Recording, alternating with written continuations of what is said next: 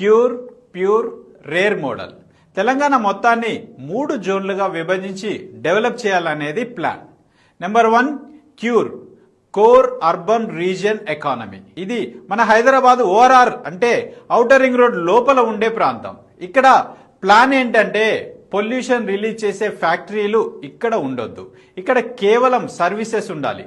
IT, finance, banking, research labs, head ఆఫీసులు ఇవన్నీ ఇక్కడే.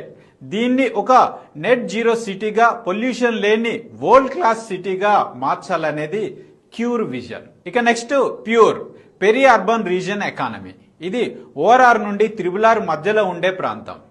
ఇక్కడ అసలైన యాక్షన్ ఉంటుంది. మ్యానుఫ్యాక్చరింగ్ హబ్ ఇది. ఫ్యాక్టరీలు, ఇండస్ట్రియల్ పార్కులు, లాజిస్టిక్ గోడౌన్లు, ఎలక్ట్రానిక్ తయారీ యూనిట్లు ఇవన్నీ ఈ బెల్ట్ లోనే రావాలి. సిటీకి దగ్గరగా ఉంటుంది కానీ సిటీలో పొల్యూషన్ ఉండదు. ఇక rare, rural agri region economy. ఇది త్రిబులార్ దాటిన తర్వాత ఉండే మిగతా తెలంగాణ జిల్లాలన్నీ.